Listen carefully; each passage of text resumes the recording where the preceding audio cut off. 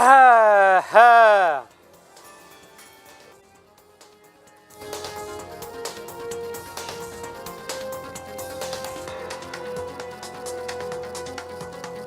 evening, I'm Robbie Alampay. The big stories tonight.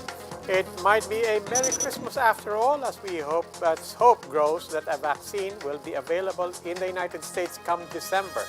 World leaders, including President Rodrigo Duterte, are calling for equitable access to COVID-19 shots. Owners and contractors behind the Skyway extension project might be held accountable for the collapse of a girder which killed one and injured 4 others. Motorcycle taxis were supposed to make their return today, but with requirements and tests yet to be completed, operators might have to wait another day before getting back on the road. The U.S. beefs up the country's arsenal with $18 million worth of weapons systems. This as the world superpower vows to stand shoulder to shoulder with the country in its maritime dispute against China. And we'll take a look at some of the highlights in this year's American Music Awards with pop star Taylor Swift breaking her record for most AMA wins.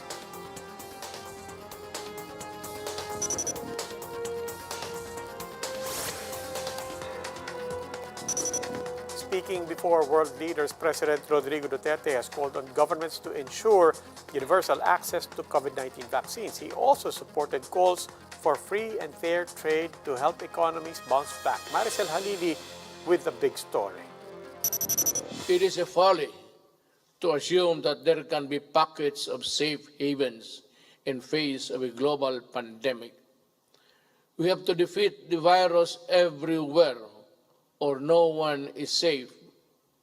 To do this, we need to strengthen partnership to make vaccines a global public good. In his online speech during the 27th Asia-Pacific Economic Conference, or APEC Summit last Friday, President Duterte said there must be an unimpeded flow of medical supplies and technologies, especially of COVID-19 vaccines. The chief executive commended the COVID Live online portal initiative of Malaysia, pointing out that information is the key to effective response and mitigation efforts. To ensure economic recovery following a period of lockdowns due to the pandemic, Duterte supported calls for a free, open, and fair trade. This is in line with the APEC Putrajaya Vision 2040, which world leaders have pledged support for during the summit. We have to reopen our economies while protecting and helping our people adjust to the new normal. This is a difficult balance to strike. Here lies the complexity and enormity of the recovery process. The joint communique centered on free and predictable trade to help the global economy recover from the impact of COVID-19. Aside from President Duterte, other APEC leaders, including Chinese President Xi Jinping and U.S. President Donald Trump, attended the online summit hosted by Malaysia. At the last summit in 2018, member countries failed to agree on a joint communique for the first time in the bloc's history, as U.S. and China disagreed on trade and investments. Malaysian Prime Minister Muhyiddin Yassin said the bloc's top priority now should be to set aside differences and unite for a rules-based multilateral trading system. That said, we have to stand united in combating COVID-19. And it is therefore of utmost importance that people around the world have access to the vaccines and health technologies in an affordable, accessible, and equitable basis. For News 5, Maricel Halili, we are One News. It was not just President Duterte calling for equitable access to COVID-19 vaccines. French President Emmanuel Macron likewise raised the same sentiment during the G20 summit over the weekend. This as vaccine candidates grow closer to public use by the day. Here's the report. After making significant progress in their respective COVID-19 vaccine candidates, U.S. pharmaceutical companies Pfizer and Moderna are on track to secure emergency authorization by December. U.S. health officials said the states are prepared to begin distribution of the vaccines within a day after the companies receive regulatory permit. This means immunization could begin as early as this year in the U.S. The EUA may be approved in the middle of December or so, and by the time the vaccine starts to be laid out, You may, as an individual, only have access to the vaccine in a month and a half or 2 months. U.S. officials say cold storage requirements will not be a problem, and that around 40 million doses of the two vaccines have already been stockpiled. In the case of Pfizer, which has already submitted its request for emergency use authorization, a dose of their vaccine costs $19.50 or at least 900 pesos. With 2 doses required per person, one needs to shell out $39 or around 2,000 pesos. Once Pfizer gets the green light from the U.S. Food and Drug Administration, they will receive nearly $2 billion in payment for 100 million doses of their shots.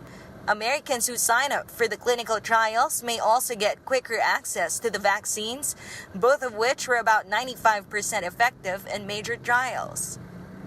But the U.S. might be in for another spike in cases. Infectious disease expert Dr. Anthony Fauci worries over the upcoming Thanksgiving holiday season. The Centers for Disease Control and Prevention have released guidelines on holiday celebrations to minimize transmissions. Total infections in America topped 12.2 million on Monday, with over 250,000 deaths. This comes amid a surge in virus cases in Europe, forcing several countries to resume stricter lockdowns.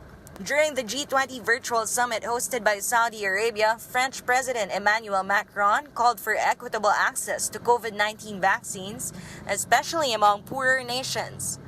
This is similar to President Duterte's appeal during the APEC summit to make the vaccines a global public good. As soon as treatments against COVID-19 stabilize, we do need to ensure such cooperation is practiced in the same way and shared with the poorest countries and developing economies. Macron also called for a coordinated response to the pandemic among G20 member countries. He also proposed the creation of a donation system for the vaccination drives among priority populations in developing countries. For News 5, Lynn Olivario, We Are One News.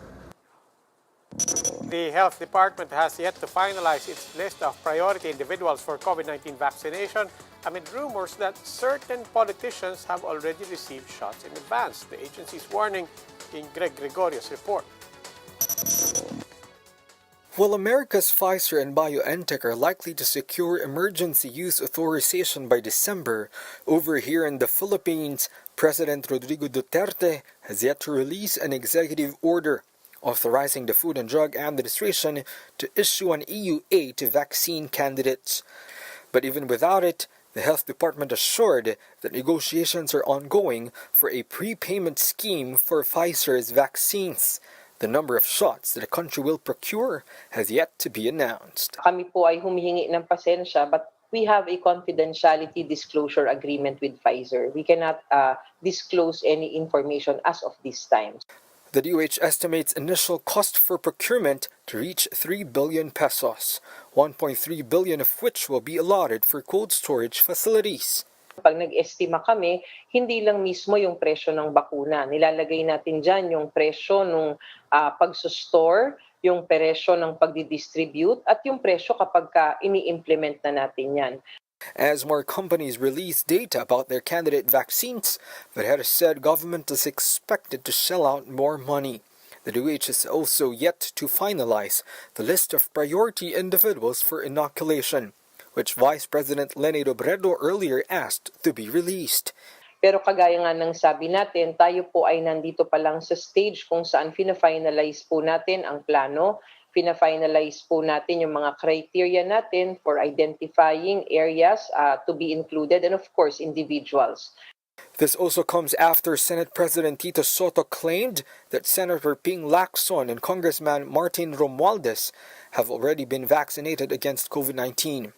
Lacson and Romualdez have yet to explicitly confirm or deny Soto's pronouncement, though in a radio interview, Lacson insinuated that he and Soto were just exchanging jokes.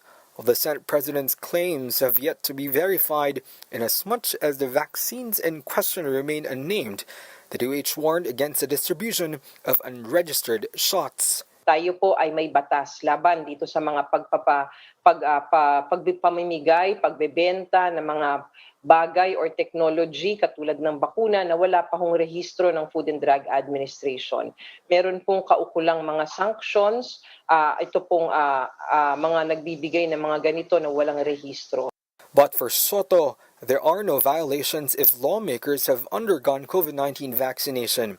He argued that several medicines in the market are not FDA approved. Sabihin mo sa DOH, asikasuhin nila yung trabaho nila, huwag nila pakialaman yung mga senador at mga congressman.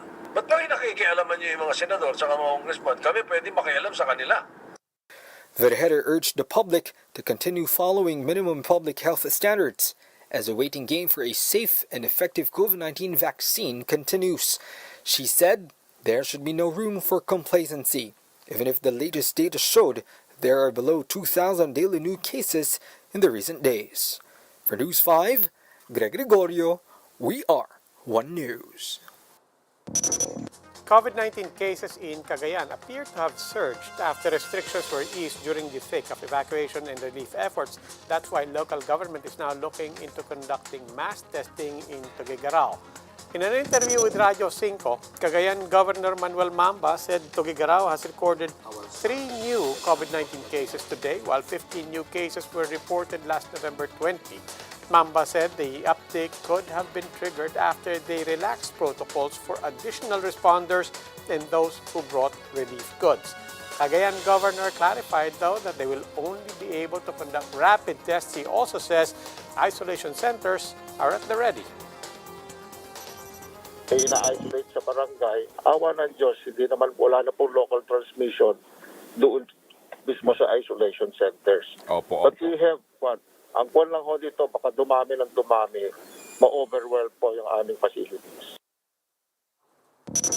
We'll go for a quick break. When the big story returns, the Muntinlupa local government says the skyway mishap could have been avoided if the road was closed to traffic while the crane was being moved.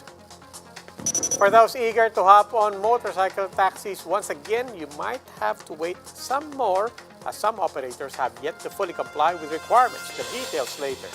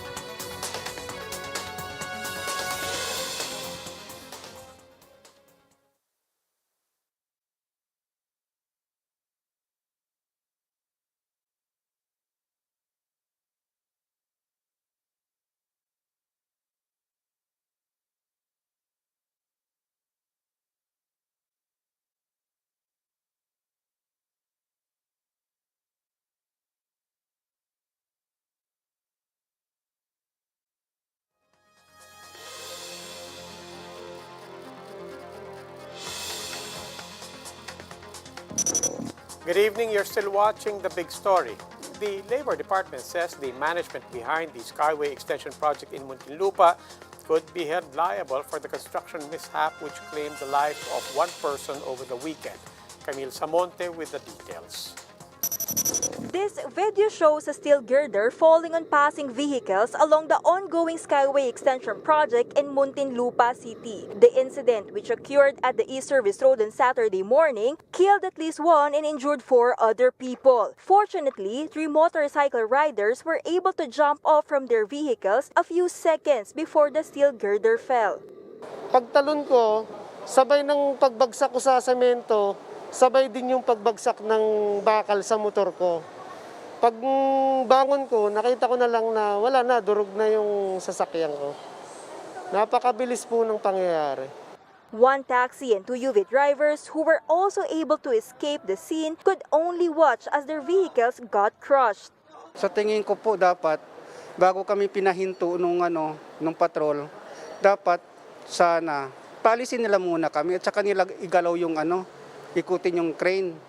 Hindi, habang nandoon kami, umikot na yung crane. However, rider Edison Pakibot died of head trauma. His wife and other victims are calling for justice. Project contractor EEI Corporation is reported to have shouldered Pakibot's medical and burial costs.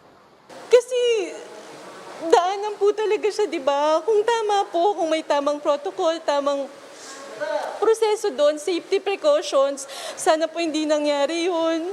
Please help me accountable and liable po dun sa responsibility ninyo.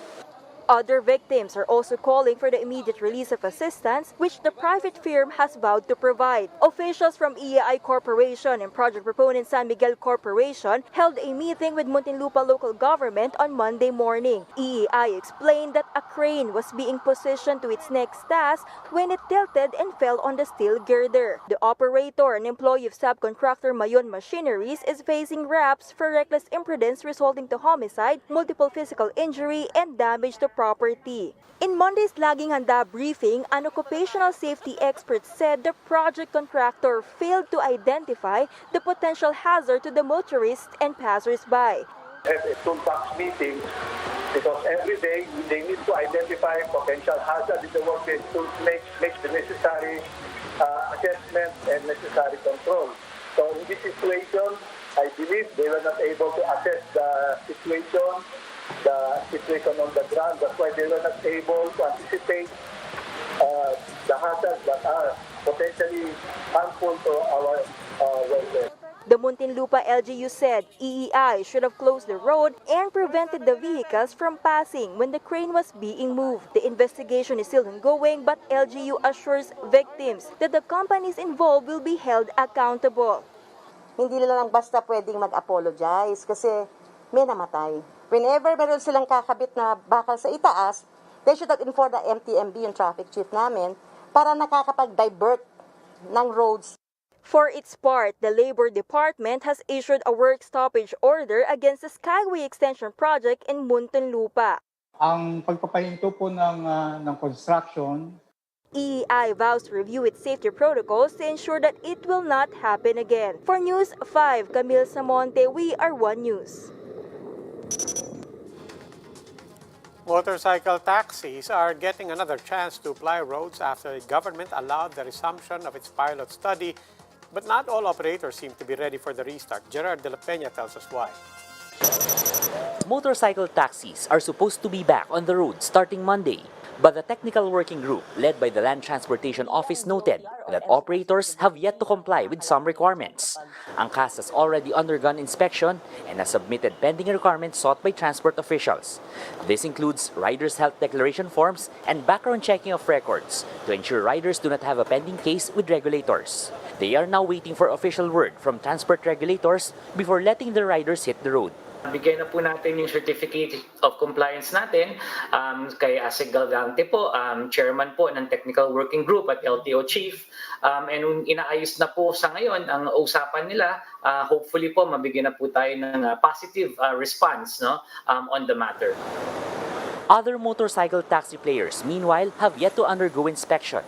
Joyride's protective barrier design has yet to get the interagency task force nod, while MoveIt still needs to notify the technical working group of its readiness for inspection. In-extend natin itong motorcycle taxi pilot study so that the riders will continue to earn income despite the pandemic, but we're urging them to cooperate with the government by religiously and faithfully observing yung health and safety protocols that are set by the National Task Force. More than 6,000 Angkas riders are slated to hit the streets once again.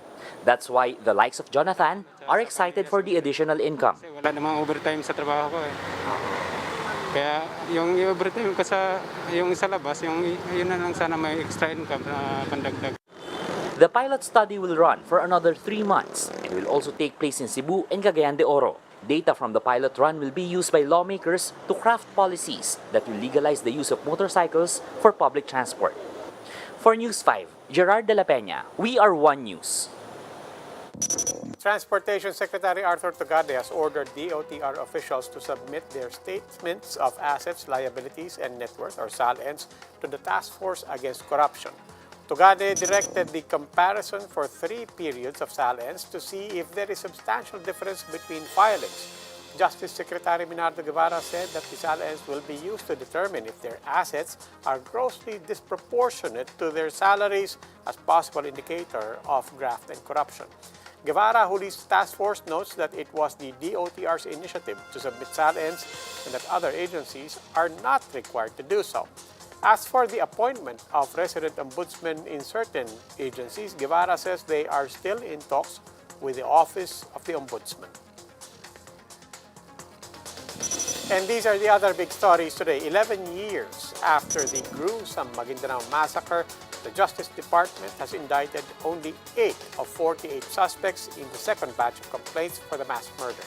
The Justice Department's August 29 resolution released today shows that 2 Ampatuans and 6 others have attended meetings, planned the killings, and participated in the murder of 58 people, including 32 journalists.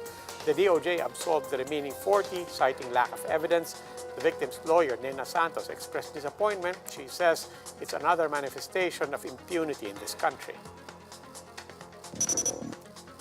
After back-to-back typhoons, the House of Representatives now wants to raise the country's calamity fund by 5 billion pesos.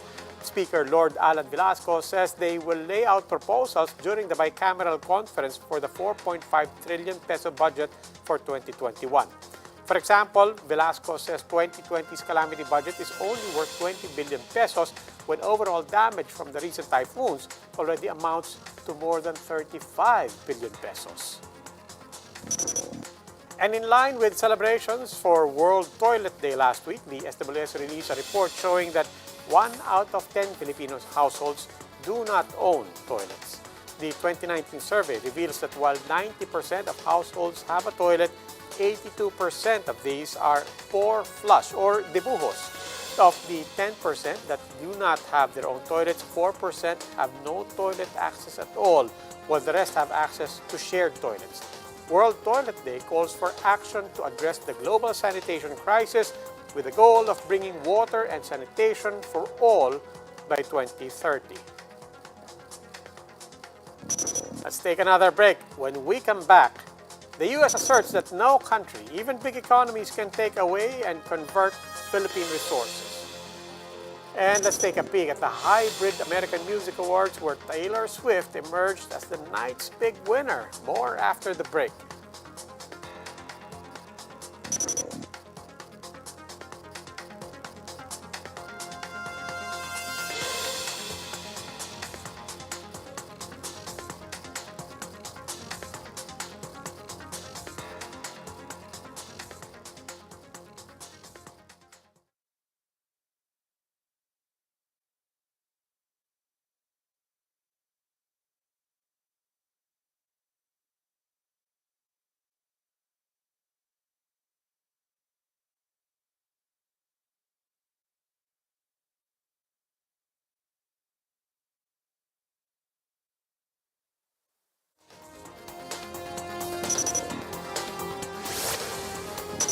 Good evening, you're still watching The Big Story. I'm Robbie Alampay. Beef and vegetables now have price caps as the Agriculture Department has imposed SRPs in Metro Manila. This comes after prices soared on the back of tightened supply due to recent typhoons and the pandemic. Suggested retail prices for beef range from 300 to 380 pesos per kilo. Cost of vegetables should be set at around 30 to 100 pesos per kilo depending on the variety, as you're now seeing on the screen. The Department of Agriculture, however, monitored vendors or retailers selling more than double the suggested prices. Vendors said they had to push prices to gain profit and that price controls must be enforced on suppliers, not retailers. The agency says fines will not be automatically imposed as they will first inquire about the source of the products. Declare kung magkano at kanino niya nabili ang kanyang produktong ibinebenta. So pag na-declare niya po yon, ang susunod na kakausapin namin yung kanyang pinagkunan, which is most likely the biyahero. By doing so, we are also able to see nasan ang bottlenecks. The U.S. vows to uphold rule of law in the West Philippine Sea. This as they help beef up the country's military arsenal. The United States donated some $18 million worth of weapon systems. Marian Enriquez with the details. We stand with the Philippines in protecting your sovereign rights, your offshore resources, and all of those rights that are consistent with international law. These are the words of U.S. National Security Advisor Robert O'Brien as he visited the country to turn over some $18 million worth of weapon systems for counterterrorism. He emphasized that the U.S. government stands shoulder to shoulder with the Philippines, even as China continues to assert and expand its maritime claims over the South China Sea. Those resources belong to the children and the grandchildren of the people here. They belong to the Philippine people. They don't belong to some other country that just because they may be big and they may be bigger than the Philippines, they can come take away and convert the resources of the Philippine people. That's just wrong. O'Brien reiterated Secretary Mike Pompeo's statement that any armed attack on Philippine forces, aircraft, or public vessels in the South China Sea will trigger America's mutual defense obligations. The U.S. donated precision-guided missiles and munitions, including 24 Mk-82 bombs, 100 TOW-2 Alpha missiles, and 12 improved target acquisition system and support equipment. According to Foreign Affairs Secretary Teodoro Locsin Jr., this is a fulfillment of a promise made by U.S. President Donald Trump to President Rodrigo Duterte during a phone call in April. We look forward to training on the use of these weapons with the best and undisputed military power in the world. We hope these precision-guided missiles and munitions will help the AFP protect Philippine lives in Mindanao and end the needless suffering imposed by ISIS East Asia. O'Brien also welcomed Duterte's decision to extend the Visiting Forces Agreement. Recall that Duterte ordered to scrap the VFA in early 2020 following the cancellation of Senator Ronald Bato de la Rosa's U.S. visa. We look forward to the VFA continuing to facilitate our closer cooperation in combating terrorism. Next year marks the 70th anniversary of the U.S.-Philippines Mutual Defense Treaty. The U.S. assures the Philippines that they will always support and defend its ally under the said treaty. For News 5, Marian Enriquez, we are One News. U.S. President-elect Joe Biden is set to make his first cabinet picks on Tuesday, tapping veteran diplomats and experts for key posts. Biden is reportedly eyeing veteran diplomat and longtime confidant Anthony Blinken as Secretary of State. Blinken served as number 2 at the State Department and as Deputy National Security Advisor during the Obama administration. Biden is said to also be likely considering Linda Thomas Greenfield as ambassador to the United Nations. Thomas Greenfield served as Assistant Secretary of State for Africa under Obama. Her impending appointment is seen to help fulfill Biden's promise of choosing a more diverse cabinet that so far appears to have a deep foreign policy background. This would provide a sharp contrast to Trump's America First policy that has since strained the world superpower's ties with other nations. And Swifties, think you've seen this film before? Taylor Swift was hailed Artist of the Year at this year's American Music Awards, while also breaking her own record for most AMA wins. Swift was also named Favorite Female Artist in the Pop Rock category, while her song Cardigan won Favorite Music Video. She now has 32 AMAs from 29. That surpasses further Michael Jackson's record of 24 trophies.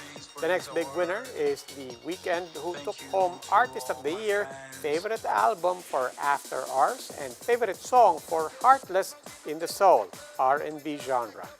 The AMAs 2020 were held at the Microsoft Theater in Los Angeles. It featured a mix of live and pre-recorded performances from Nelly, Dua Lipa, BTS, among many others.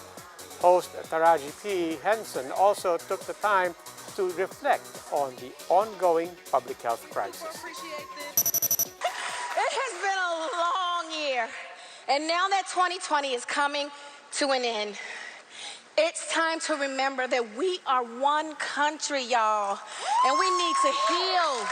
We need to love on each other a little more. And that wraps up today's Big Story. Catch us again tomorrow at 8 p.m. on Signal Channels 8 and 250. Please like our Facebook page, One News. For more in-depth analysis, visit our webpage, onenews.ph. I'm Robbie Alampay, and we are One News. Good evening.